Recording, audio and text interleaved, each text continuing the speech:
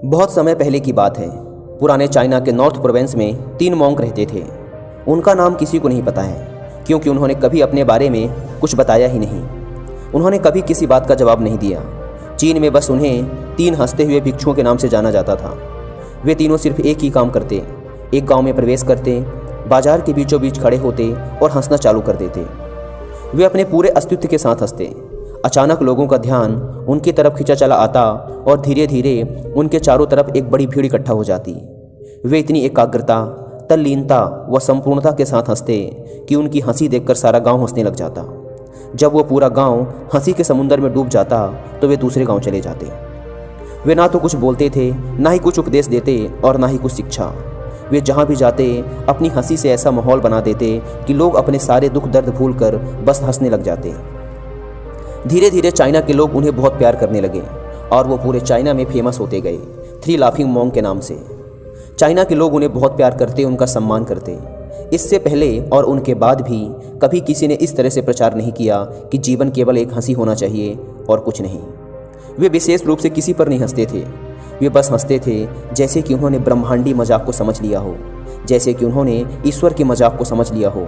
और उन्होंने एक शब्द का उपयोग किए बिना पूरे चाइना में इतना आनंद फैलाया जितना आज से पहले किसी ने ना फैलाया था। लोग उनका नाम पूछते लेकिन वे बस हंसते, तो यह उनका नाम बन गया 3 हंसते हुए भिक्षु, 3 लाफिंग मॉन्क्स।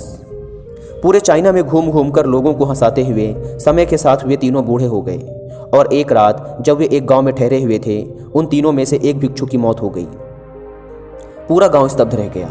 पूरा गांव बहुत ज़्यादा उम्मीद कर रहा था, क्योंकि उन्हें लगता था कि जब उनमें से एक की मृत्यु हो गई होगी तो बाकी जो 2 जरूर रोएंगे।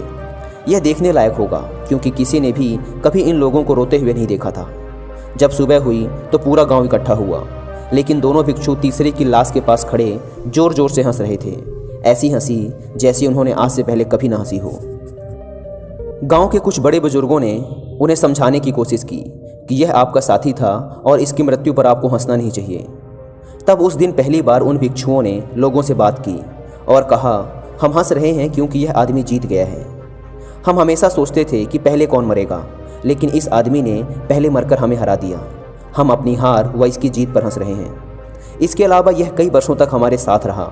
हम एक साथ हंसे, हमने एक दूसरे की मौजूदगी, उपस्थिति का आनंद लिया। उसे अंतिम विदा देने का इससे बेहतर तरीका और क्या हो सकता है। हम केवल हंस सकते हैं। लेकिन पूरा गांव उदास था। जब मृत भिक्षु के शरीर को अंतिम संस्कार के लिए चिता पर लिटाया गया तो सारे गांव वालों को एहसास हुआ कि शेष 2 भिक्षु केवल मजाक नहीं कर रहे थे, वह तीसरा जो मृत था वह भी हंस रहा था।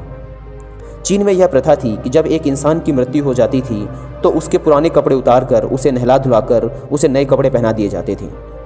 लेकिन मरने से पहले उस भिक्षु ने अपने साथियों से अपने कपड़े ना बदलने के लिए कहा था। तीसरे भिक्षु ने कहा था, मुझे स्नान मत करवाना, क्योंकि मैं कभी अशुद्ध हुआ ही नहीं। मेरे जीवन में इतनी हंसी आई कि कोई अशुद्धता जमा ही नहीं हो सकती थी। मैंने कोई धूल जमा नहीं की है। हंसी हमेशा युवा और ताज़ा होती है, इसलिए मुझे नहलाकर मेरे कपड़े मत बदलना। जब उस तीसरे भिक्षु के शरीर पे आग लगाई गई तो गांव वालों को पता चला कि उस भिक्षु ने मरने से पहले अपने कपड़ों में कुछ पुराने चीनी पटाखों को छिपा रखा था, जो आग लगने के बाद फटकर आसमान में रंग बिरंगे कलरों में फैल गए। और यह देखकर एक बार पूरा गांव जोर जोर से हंसने लगा।